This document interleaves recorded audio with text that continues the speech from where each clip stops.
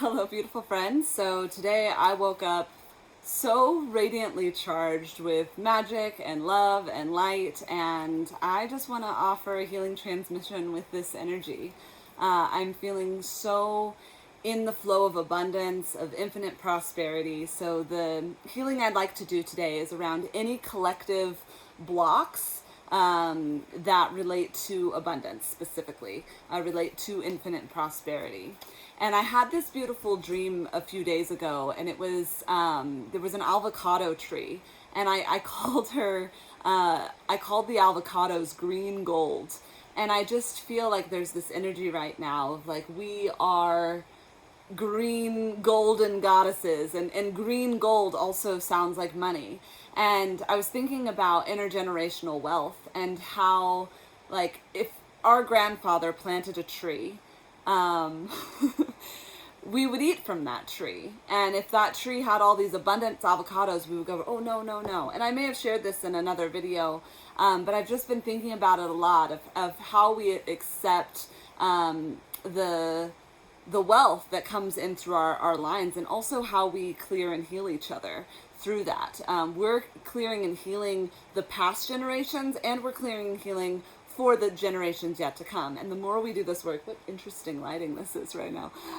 The more we do this work, the more benefit and the more it serves. And we want to be living in this place of infinite abundance.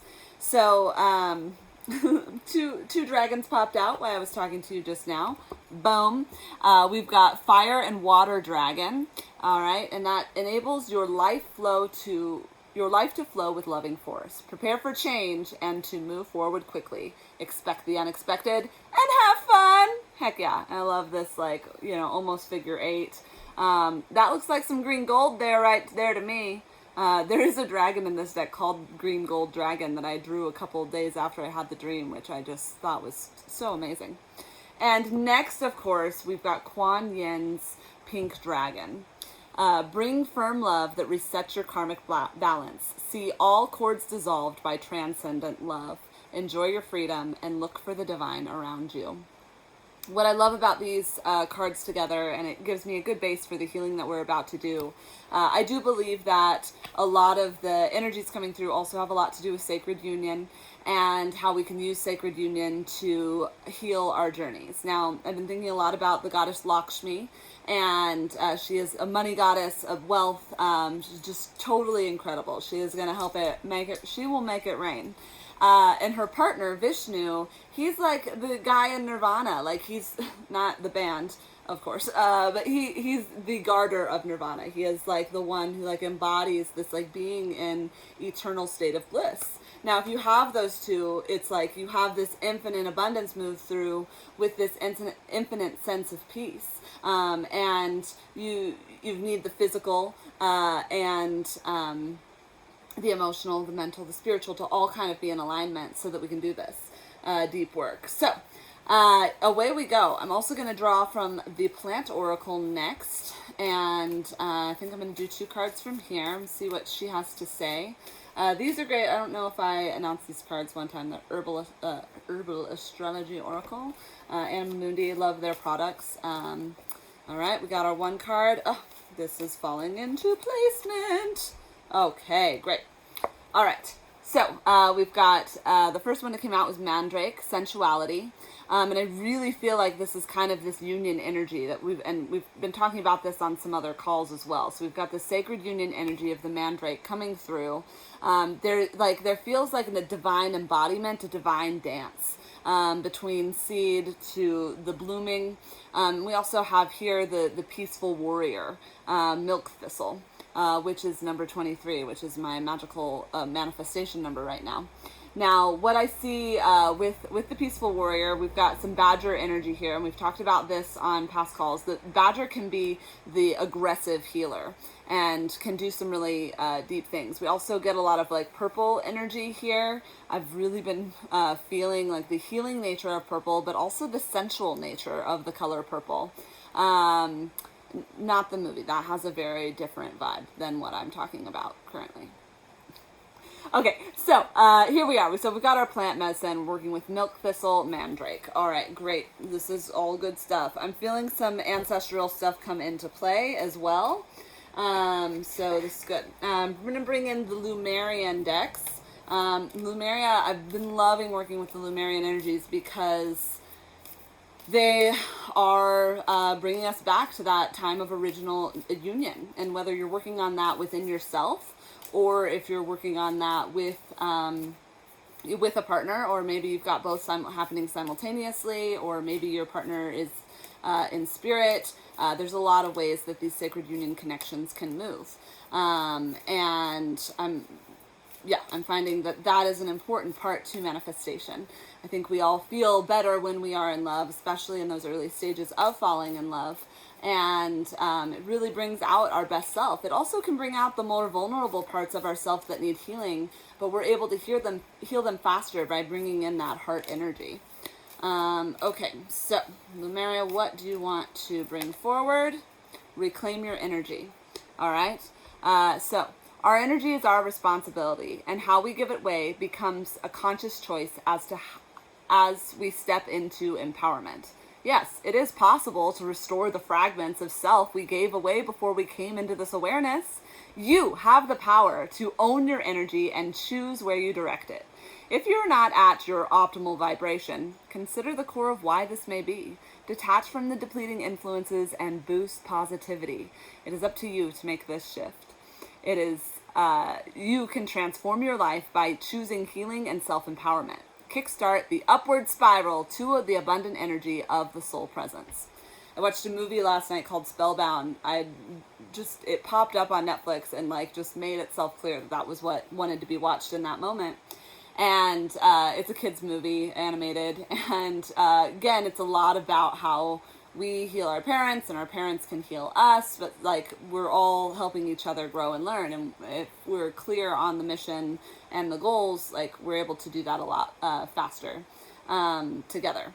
So but one of the messages of this movie for me was really thinking about our negative spirals and our positive spirals, and where we can find ourselves neutral, and really working with these energies and being more direct and positive, and finding the structure within them so that we can positively so that we can charge our world with what we want to have in it more deliberately and consciously. I also feel like the reclaiming the energy card, it comes into our chakra system. So I'd like to just do a quick moment where we check in with we're just going to do the 7 base chakras. So let's tune in with the root, cleanse and clear. Let's tune in with the sacral chakra, orange, cleanse and clear. Let's tune in with the solar plexus, cleanse and clear. Tune in with the heart, cleanse and clear. Tune in with the throat, cleanse and clear. Tune in with the third eye, cleanse and clear. Tune in with the crown, cleanse and clear. And we ask now that the energy of red, orange, yellow, green, blue, indigo, violet, they all go to the respective chakras and they're filled. So all of our chakras may be cleansed and balanced and restored to the full and optimum capacity. Also like to take a minute, we did some work the other day of connecting and cleansing our grounding cords and our our cords that connect us with spirit. So we ask that those cords be cleansed and cleared and protected. Ask that our higher heart chakra be engaged, and our chakra that connects us to our higher self, as well as our earth star chakra. So we got those cleansed and cleared, restored. Everything is optimal functioning. We ask any minor chakras that are specific to each of the people watching this video at this time receive a harmonious balance there. Really good. Okay, so now we're all of this, of course, we're doing in regards to reclaiming abundance energy, prosperity energy. Thank you, Nutmeg. Yeah, we are prosperity. Okay. Hey, wait, come here. You want to come say hi? She really wants to say hi, but we are infinite prosperity. Okay, so here we go. We are going to draw the cards that bring us closer to understanding what more we need to look at as it relates to prosperity. Okay, all right, we got one card. Okay, mental energies. So we got Queen of Swords. And what it tells me is as we work around our energies as it relates to clearing our higher chakras, or to clearing our mental energies, I guess our higher chakras too, we want to really check into where are my thoughts being directed and how am I looking at this. So the message I kind of get with this is how to identify the thoughts, whether and the words that we use around around money, around anything that involves lack. And this comes into play in all aspects of our life too.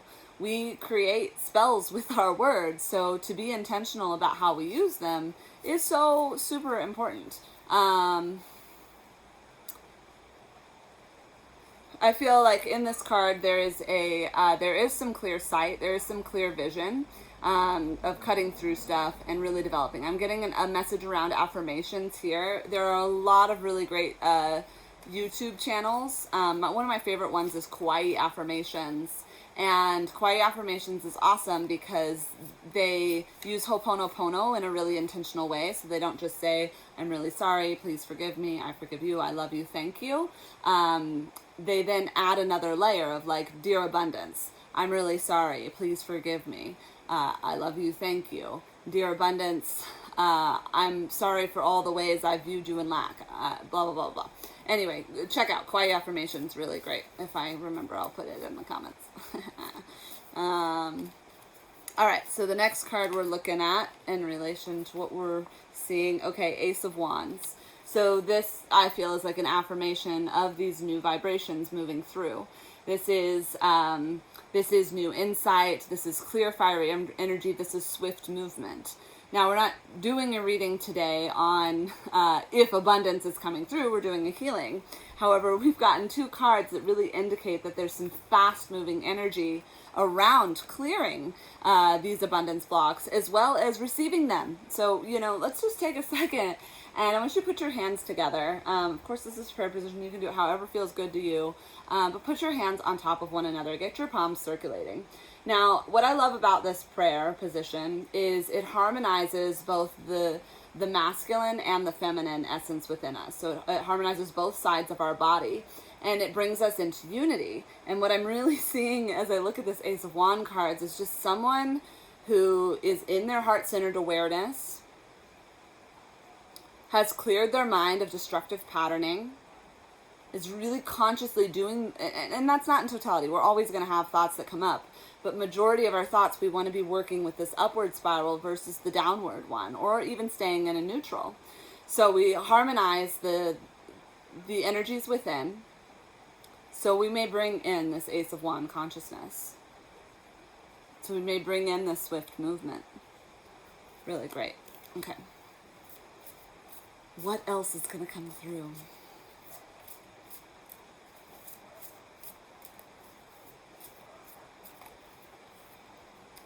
Okay, interesting. Nine of Swords. Now, this came up for a friend earlier today that I was giving a reading for. And so this Nine of Swords energy. And actually what I get from this card is being more intentional around the dream space. There is like a ghost bed frame. It's very translucent within the card. There's a pillow. She's outside. But I think the components that this card asks for within a healing clearing is how can we get more intentional before we go to sleep so we're not bringing the BS from our day or, the negative and limited thinking into our dream realm. Now, I love dreams. It is one of my big medicine pieces. I'm very big on it. And what I found for myself is my dreams get better based on what I do before bed. Now, I have some rules around, like, generally how late I watch a show or, have heated conversations or whatever. Like, I try to create some structure around that, but now I'm actually having to create structure around the meditations I listen to before I go to bed. Like, doing karmic clearings before bed generally brings a lot denser dreams. But if I do like the Ho'oponopono before dream, the prayer of forgiveness, my dreams are a lot more balanced and like bring in more things. If I do meditations that are just about manifestation, of course, then I'm bringing that into the dream space, which, dreams are the wonderful place to try everything on for size before we do it in real life. Saying, hey, actually, I don't like that, or I do like that, or, oh, wow, I've worked through that thing, so now I can do the thing that I'm trying to do in my life. Dreams are powerful medicine. So I feel like this Nine of Swords is an invitation for everyone viewing this to be more deliberate about your dream space and what you bring into the night.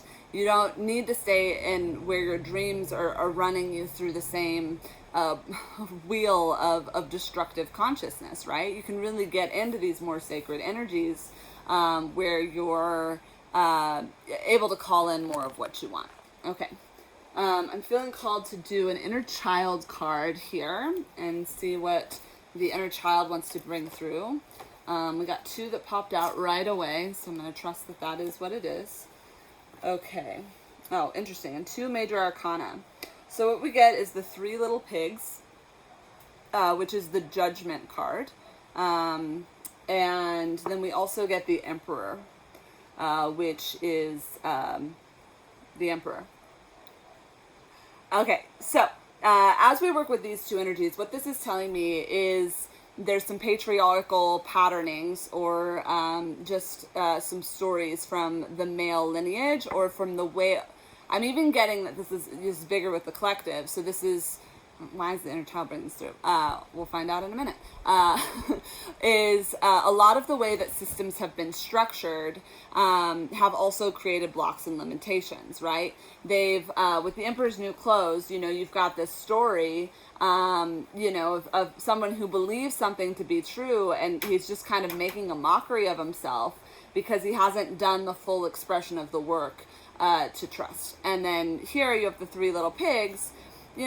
What I'm actually hearing with this is how do we rewrite the stories? How do we write stories like that the Emperor's New Clothes is a story of manifestation, that the Three Little Pigs is a story of like community coming together and trying new things, finding safer options. What if the wolf isn't bad? What if he's just a teacher? I also get like a Wolf of Wall Street here thing. So again, there's more coming through as far as these bigger systems. Now, I do believe that a lot of these systems are kind of coming down, and part of how they're coming down is that we're bringing greater consciousness and healing into them.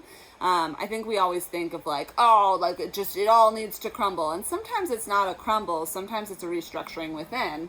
And some of these banks and structures are actually welcoming in these new energies and these shiftings. If you don't bend and move with it, it will fall down.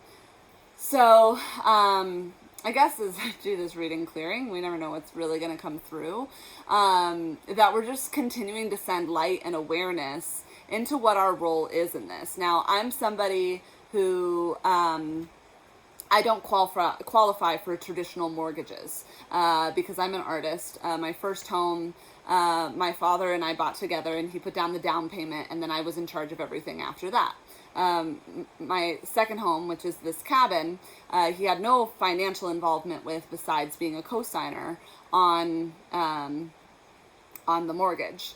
Now, as an artist, it's really frustrating because I have perfect credit. I know that I am really great with money. I know that I can manifest money as I need to, or manifest opportunity that generates money. And I believe all of it. Money is magical. And as I get into these systems, I would get so frustrated, and I've been looking into buying another property, and it's been really interesting to be like, well, how can I apply what I've done before and in this new world, and then also help other people to know that this is possible, and it's possible in a way that can serve us all. And, there's oh my gosh, I didn't know all those cards were on my lap, and I just knocked them all on the floor. Well, part of me also feels like, these banks are also taking advantage. Like, why are the mortgage rates so freaking high? Like, you're already making a ton of money. So it's looking at these different components and be like, I won't participate in a mortgage that's over 4%. That's outrageous to me. I won't do it. Like, I'll do a seller financing and find different agreements within that and blah, blah, blah, blah, blah. So, how do we work together? And how do we do this work in a true and authentic way, like gritting in the new earth simultaneous? I'm going to draw in a shamanic oracle to kind of close this out. This has been a very, kind of not scattered reading, but it just, it hasn't been as, it's like a reading healing. It's not as healing as I thought would come through. But, there's healing in everything, but it's not as, deliberate meditations as I thought. And it's more messages. All good. Spirit knows what's up. Wonderful. Okay, so Nutmeg's now blessing all of the cards by sitting on them. Okay, so last we got the card of growth. Now, I love this because I use a platform called Acorns, and there's all this growth that occurs on there. I make monthly contributions based on just loose change, and we are growing. We are growing in our abundance. We're growing in our community. And what I love, the first time I had a friend who he planted an oak tree when he was little, and he has this big oak tree, and he'll collect the acorns from his big oak tree now that he's a grown man. And he knows that this oak tree is abundance. Now, it's abundance of acorns, which typically, so we can make acorn bread and flour, but we're not using acorns. Squirrels love the acorns. It's abundance for them. But acorns are such a symbol of abundance because when they fall, they're just they litter, they're everywhere. And they're funny because you can slip on them, and that's great comedy. But there's such abundance in the acorns. It's such abundance in the trees. Think of what trees for you mean abundance. Is it fruit trees? Is it cherry trees? Is it our avocado tree? We have got growth, and we have got growth that is expanding across all time, space, dimensions, and reality. We're expanding through all of our lineage, through all of our soul lineage, through our bloodlines. All of this is happening as we deliberately do the work. Now, some of it's bringing awareness to it. Some of it's, doing deeper energy work and prayer. And a lot of it's also just embodying what it is to come next. As we start to create boundaries about what you will and won't do as regards to how the current financial systems are set, we can also start to make the shifts of, well, what will I do? Because I'm still going to manifest what I want. I'm not going to let anything stop me. I'm going for it. So, what a time. Well, I guess that's what I have for you today and what I wanted to share in my state of feeling really abundant and excited. And I want to thank all of the guides, gods, goddesses, and light beings that we are connected to here on this call for helping bless us, for helping move energies around abundance, around blocks to being infinite prosperity. A big shout out to Lakshmi and Vishnu, to Kuan Yin's pink dragon, to the fire water dragon, to Milk Vessel, Mandrake, to the Lemurians, to the messages of the stories, and the tarot cards. We give great gratitude for all these tools we have at our disposal to continue to clear and do this deeper work. So many blessings to you all. Thank you for being present on this call, and until next time, blessed be from Lakshmi.